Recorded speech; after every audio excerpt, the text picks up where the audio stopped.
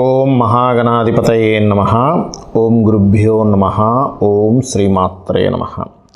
పరమేశ్వర స్వరూపమైనటువంటి జ్యోతిష, వాస్తు మరియు ఇతర అనేకమైనటువంటి శాస్త్రములను మనకు అందించినటువంటి మహర్షులకి నమస్కారం. హయగ్రీవ హయగ్రీవ హయగ్రీవేతి యో వదేత్ తస్య నిస్సరతే వాణి జహ్నుకన్యా ప్రవాహవత్. అరుణాం కరుణాతరంగితాక్షీం ధృతపాశాంకుశపుష్పబాణచాపాం అనిమాదిభిరావృతాం మయూకైః అహమిత్యేవ విభావయే భవానీం. శ్రీమాత్రే నమః. ప్రేక్షకులందరికీ కూడా ఆ యొక్క లలితా అమ్మవారి యొక్క అనుగ్రహం పరిపూర్ణంగా కలగాలని మనస్ఫూర్తిగా కోరుకుంటూ మనం ఈరోజు చెప్పుకోపోయేటువంటి టాపిక్ ఏమిటి అంటే, చూడండి, రకరకాల ఉద్యోగాలు చేస్తూ ఉంటారు. అయితే ఆ రకరకాల ఉద్యోగాలు చేసేటువంటి క్రమంలో సడన్గా ఆ ఉద్యోగం ఏదైనా డిస్టర్బ్ అయితే వాళ్ళ గనక ఎక్స్ట్రా ఇన్కమ్ ఏదైనా సైడ్ ఇన్కమ్ లేదనుకోండి, చాలా ఇబ్బంది పడిపోతూ ఉంటారు. కొన్ని ఇళ్లల్లో పాపం భార్యాభర్త ఇద్దరూ కనుక చేస్తున్నట్లయితే పర్వాలేదు, ఉద్యోగం కానీ ఏదైనా వ్యాపారం కానీ. అలా కాకుండా ఒక్కరే కనుక చేస్తున్నప్పుడు ఏదైనా ఉద్యోగం వాళ్ళకి ఇంకొక ఇన్కమ్ కనుక లేనట్లయితే సడన్గా ఉద్యోగం పోతే ఇబ్బంది పడతారు. కాబట్టి ప్రతి వ్యక్తికి కూడా ఏదో ఒక సైడ్ ఇన్కమ్ ఉండాలి. ఒక ప్రాపర్టీ కొని లేకపోతే దాని మీద రెంట్స్ రావడం కానీ, లేకపోతే ఇంకోటి ఏదైనా సైడ్ బిజినెస్ చేయడం కానీ, ఎవరి దగ్గర ఇన్వెస్ట్మెంట్ చేసి ఆ రకంగా కొంత డబ్బులు వస్తే బాగుండు అనేటువంటిది ప్రతి ఒక్కరికి ఉంటుంది. ఎందుకు అంటే అప్పుడు సెక్యూర్డ్గా ఉంటాడు మనిషి. చేసేటువంటి జాబ్ ఏమైనా డిస్టర్బ్ అయినా కూడా చాలా సెక్యూర్డ్గా ఉంటాడు. మరి ప్రతి ఒక్కరికి ఆ కోరిక ఉంటుంది, కానీ అందరికీ అది సాధ్యపడుతుందా? అది సాధ్యపడేలా చేసుకోవాలంటే జ్యోతిష్ శాస్త్రంలో నిజంగానే అలాంటి ఫార్ములా ఏదైనా ఉందా అంటే ఖచ్చితంగా ఉందని చెప్తున్నాను నేను. ఎందుకంటే దీన్నే ఫ్రీ వీల్ అంటారు. మనము ఈరోజు చెప్పుకోబోయేటువంటి టాపిక్కి పర్టికులర్గా ఏంటంటే YGM 369 ఫార్ములా అన్నమాట. ఆ ఫార్ములా బేస్గానే నేను మీకు ఇప్పుడు చెప్తాను. ప్రతి రాశి వారికి, అంటే మేషం నుంచి మీన లగ్నం కానివ్వండి, రాశి కానివ్వండి, నేను చెప్పేటువంటి ఈ ఫార్ములా కనుక పాటించగలిగితే 100% అందులో ఎటువంటి సందేహం లేదు. గుర్తుపెట్టుకోండి, 100% మీరు జాబ్ కాకుండా ఇంకొక ఎక్స్ట్రా ఇన్కమ్ సంపాదించుకోవడానికి మీరు చేసేటువంటి ప్రయత్నం ఏదైతే ఉంటుందో, మీ డిజైర్ ఏదైతే ఉంటుందో ఖచ్చితంగా నెరవేరుతుంది. అందులో ఎటువంటి సందేహం లేదు. ఒక్కొక్క రాశి గురించి మనం చెప్పుకుందాం. మీన లగ్నము, మీన రాశి. మీన లగ్నం చూసుకున్నట్లయితే రాశిలో అసలు ఏ గ్రహాలు, ఏ నక్షత్రాలు ఉంటాయి అని చెప్పి చూసుకున్నట్లయితే పూర్వాభాద్ర 4వ పాదము, ఉత్తరాభాద్ర మరియు రేవతి నక్షత్రాలు. ఈ నక్షత్రాలు ఈ రాశిలో ఉంటాయి. ఈ నక్షత్రాల వారికి, ఈ రాశి వారికి కూడా ఇప్పుడు నేను చెప్పబోయేటువంటి ఫార్ములా పనిచేస్తుంది ఎక్స్ట్రా ఇన్కమ్ కోసం. సర్వసాధారణంగా మీన లగ్నంలో జన్మించాము అంటేనే అది సంథింగ్, ఈ యొక్క జన్మ పర్టికులర్గా స్పిరిచువల్ రిలేటెడ్ సంథింగ్ పర్పస్ కోసం పుట్టడము. ముఖ్యంగా తండ్రితో సంథింగ్ మీకు ఒక మంచి ఇది ఉంటుంది. అంటే ఏమిటి, అతనికి మీరు చేయవలసింది కానీ అతని ద్వారా మీరు పొందవలసినటువంటిది కానీ, మీ లైఫ్ కనుక మీరు గమనించినట్లయితే తండ్రితో ఎక్కువ జర్నీ ఉంటుంది మీకు. అది బాధాకరంగా కావచ్చు, మంచిగా కావచ్చు. గుర్తుపెట్టుకోండి, అతని ఏవైనా మీరు నెరవేర్చడం కావచ్చు, అతను మీ వెంట ఉండడం కావచ్చు, మీరు అతని కోసం ఇబ్బంది పడడం కావచ్చు, అతను మీ వల్ల ఇబ్బంది పడడం కావచ్చు, ఖచ్చితంగా జరుగుతుంటుంది. అయితే ఇక్కడ మనం మీన లగ్నంలో ఉన్నటువంటి గొప్ప లక్షణం అది మీన రాశి వారికి కూడా కొంతవరకు వర్తిస్తుంది. అయితే ఇక్కడ మనకు ఈ టాపిక్ ఏంటంటే పర్టికులర్గా ఈరోజు ముఖ్యంగా మీరు ఏదైతే ఎక్స్ట్రా ఇన్కమ్ కోసం చూస్తుంటారో, ఉన్న జీతం సరిపోవట్లేదు, ఖర్చులు పెరిగిపోతున్నాయి, పిల్లలకు మంచి చదువులు చెప్పించాలి, అలాగే ఉండిపోతే అది మనం ఫ్యూచర్లో ఖర్చులు పెరిగిపోతున్నాయి, మన ఇన్కమ్స్ తగ్గిపోతుంది, వెనకబడిపోతాము అని అనుకునే వారందరికీ కూడా ఇది పనిచేస్తుంది. మీరు దీనికి ఏం చేయాలి అంటే నవగ్రహాల దగ్గరికి వెళ్ళండి. మీకు దగ్గరలో ఆలయంలో నవగ్రహాలు ఉంటాయి కదా, ఆ నవగ్రహాల్లో ప్రత్యేకంగా మీరు శుక్రగ్రహము, మీ తృతీయ అష్టమాధిపతి అయినటువంటి శుక్రగ్రహం, అష్టమాధిపతి గుర్తుపెట్టుకోండి. అదేవిధంగా శుక్రగ్రహము మరియు బుధగ్రహము. సో శుక్ర బుధుడు ఈ లగ్నానికి బాధకుడు అవుతాడు, శుక్రుడేమో అష్టమాధిపతి అవుతాడు. సో ఈ బాధకుడు మరియు అష్టమాధిపతి ఈ గ్రహాల దగ్గరికి నవగ్రహాల్లో వెళ్ళి అక్కడ శుభ్రపరచండి దాన్ని ఫస్ట్ నీటితో. ఎందుకంటే నీటితో శుభ్రపరిచి చేసిన తర్వాత వచ్చేటువంటి రిజల్ట్స్ అమోఘంగా ఉంటాయి. వీళ్ళు చక్కగా ఒక చెంబు నీళ్ళు పోస్తారు, చక్కగా తుడిచేస్తారు, అయిపోతుంది. అది పెద్ద కష్టమైన విషయం కూడా కాదు. చేసి వాటికి పసుపు కుంకుమ చక్కగా మళ్ళీ అలంకరణ చేసి, ఒక వీలైతే చిన్న పూలదండ కూడా వేసి, లేదా 2 పువ్వులు అలంకరణగా చేసి, పువ్వులకి నీటికి సంబంధం ఉంటుంది. అందుకే మన వాళ్ళు చాలా గొప్ప లాజిక్ ఉంటుంది. పుష్పం ఏదైతే ఉందో మీకు హ్యాపీనెస్ని ఇచ్చేటువంటి ఫలితాన్ని అది అక్కడ నుంచి వచ్చేలా చేస్తుంది అన్నమాట.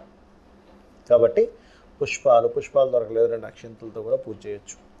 ఆ రకంగా స్తోత్రం చదువుతూ పూజ చేసి ఆ యొక్క బుధగ్రహము శుక్రగ్రహానికి సంబంధించింది అక్కడ ఒక చక్కగా చిన్న నైవేద్యం, మిశ్రీ కావచ్చు, బెల్లం కావచ్చు, అరటిపండు కావచ్చు, ఏదైనా నైవేద్యాన్ని పెట్టి 9 ప్రదక్షిణాలు చేయండి. దీపారాధన చేస్తారు, నైవేద్యం పెడతారు. 9 ప్రదక్షిణాలు చేసిన తర్వాత మీకు అదే ఆలయంలో అమ్మవారిది కానీ స్వామివారిది కానీ, అంటే విష్ణుమూర్తిది కానీ, లేదా అమ్మవారి ఉన్నా, లేదా శివునిది ఉన్నా పర్వాలేదు, శివాలయం ఉన్నా అక్కడికి వెళ్ళి చక్కగా ప్రదక్షిణాలు చేసుకొని కూర్చొని 3 ప్రదక్షిణాలు చేయొచ్చు. అయితే మీకు తెలిసే ఉంటుంది, శివుని ప్రదక్షిణ చేసేటప్పుడు ఇలా అంటే సగం ప్రదక్షిణం చేసి మళ్ళీ వెనక్కి వస్తారు. ఆ రకంగా చేయండి.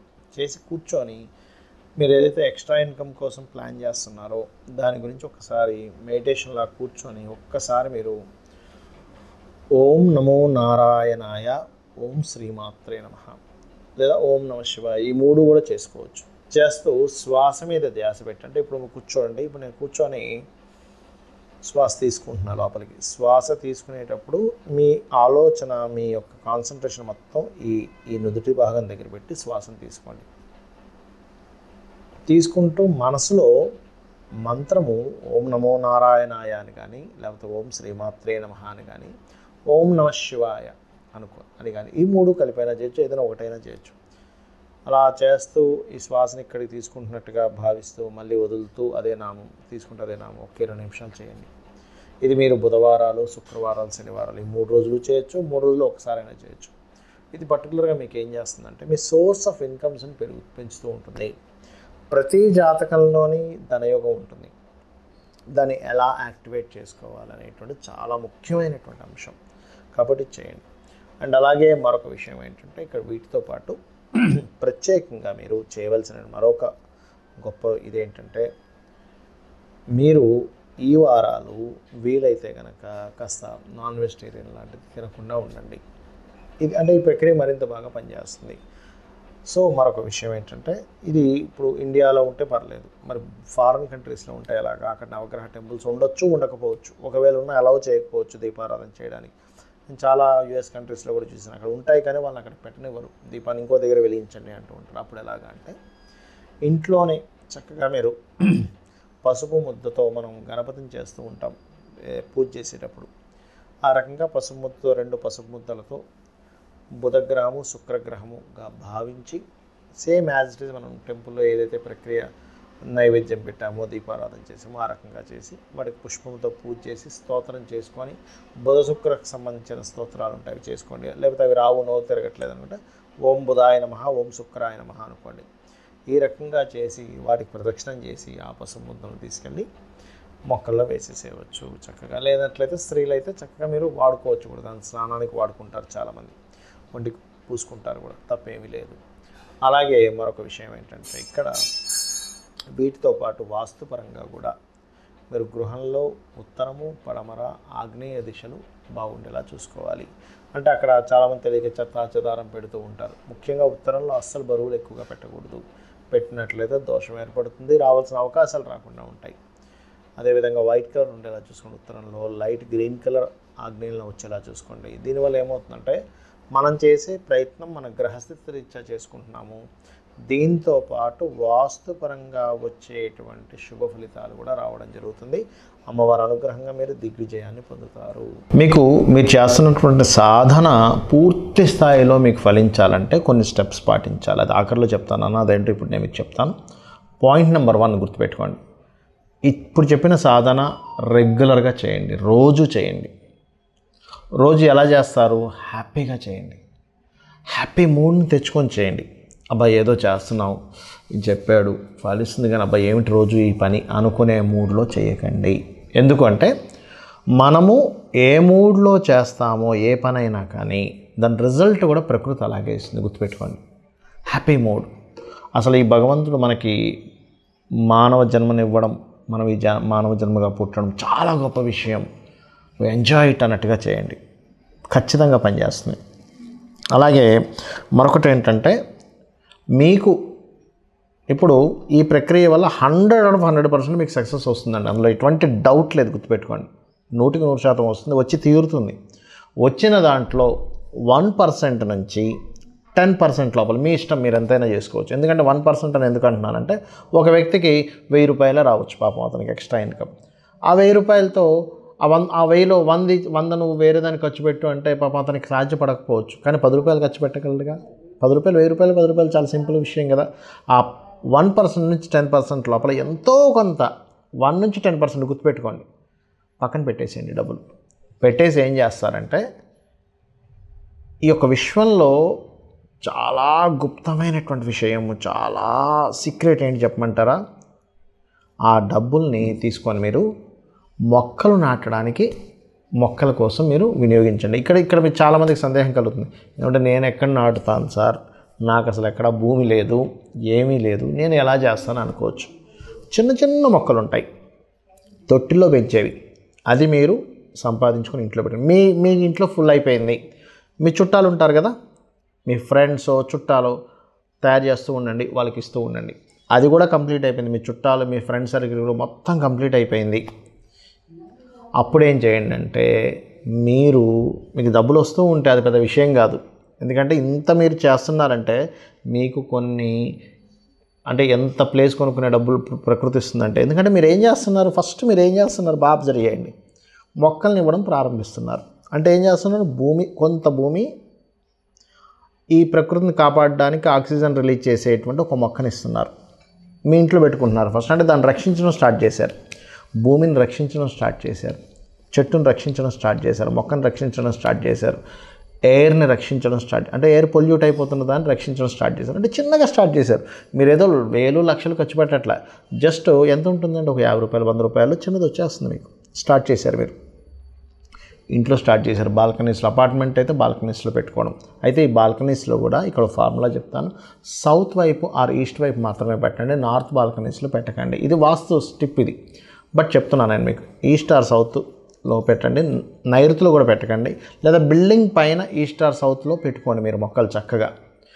ఎవరి బిల్డింగ్ మీద వాళ్ళు కనుక మొక్కలు పెంచుకోవడం కనుక స్టార్ట్ చేస్తే, ప్రకృతిలో మీరు కనుక దీనికి సంబంధించి చేశారా, ఇది మీకు తెలియకుండానే మీరు పొరపాటును కూడా మీరు ఇంకా మీరే కాకుండా మీ వంశం కూడా ఎక్కడొక రుణ రోగ శత్రువుల్లోకి వెళ్ళదు. ఎందుకు వెళ్ళదు? పచ్చదనం అనేటువంటిది బుధుడు. మనం ఎవరైనా అప్పుల పాలవుతున్నామన్నా, రుణాల పాలవుతున్నామన్నా, రోగాల పాలవుతున్నామన్నా, శత్రువుల పాలవుతున్నామన్నా బుధుడు పాడైతేనే అవుతుంది. మీరు ఏం చేస్తున్నారు, ఫార్ములాలో దీన్ని పెంచుతున్నారు. ఇంకొకటి మీకు ఆల్రెడీ ఇప్పుడు నేను చెప్పిన ఫార్ములా వింటున్న వాళ్ళందరికీ కూడా 3 విషయాలు ఖచ్చితంగా ఉండుంటాయి. 1 రుణాలు ఉంటాయి, 2 రోగభరితంగా ఏదైనా ఇబ్బంది పడుతుండొచ్చు, 3 శత్రుత్వాలు ఉంటాయి. ఈ 3ని ఫస్ట్ తొలగించుకోవాలి. ఎలా తొలగించుకోవాలి? రుణం ఉందనుకోండి, మీకు రోజుకు ఒక ½ గంట ఓం అపర్ణాయై నమః అనే మంత్రాన్ని సాధన చేయండి, రోజు ½ గంట. రుణం ఉంటే గనక, లేదండి నాకు రోగం ఉందండి, ఓం సర్వవ్యాధి ప్రశమని సర్వమృత్యు నివారణి అగ్రగణ్య అచింత్య రూప కలికల్మషనాశిని చేయండి. లేదంటే నాకు శత్రువులు ఉన్నాయి, మా ఇంట్లో వాళ్ళతో శత్రుత్వం, బయట వాళ్ళతో శత్రుత్వం, కోర్టు కేసు ఉంది, అది ఉంది, ఇది ఉంది, దీంట్లో నేను సాధన చేయాలి. ఎందుకు చెప్తున్నానంటే, ఫస్ట్ ఈ సాధన చేసేటప్పుడు ఇవి తొలగితే కానీ, అంటే ఈ కర్మలు తొలగితే కానీ మీ సాధన ముందుకు వెళ్ళదు, గుర్తుపెట్టుకోండి. మరి శత్రుత్వాలు ఉన్నాయి, ఏం చేయాలి? ఓం నమో నారాయణాయ, ఓం కుమారస్వామియే నమః, లేదా ఓం కార్తికేయ స్వామియే నమః అని ఒక ½ గంట చేసుకుంటూ ఆ శత్రువుని ఎలా ఫీల్ అవుతారంటే, వాడు నాకు శత్రువు కాదు, వాడు నాకు మిత్రుడు అని ఫీల్ అవ్వండి. వాడు నాకు శత్రువు కాదు, వాడు నాకు మిత్రుడు. ఎప్పుడు కూడా శత్రుభావము, రుణభావము, రోగభావము యాక్టివేషన్లో ఉంటే మీ డిజైర్ భావం యాక్టివేషన్ అవ్వదు. ఇది ఆస్ట్రాలజీ ఫార్ములా. ఇవి చేయండి, 100% మీరు ఐశ్వర్యవంతులు అవుతారు. ఐశ్వర్యం అంటే అన్నీ ఉండడం మనిషికి. శ్రీమాత్రే నమః.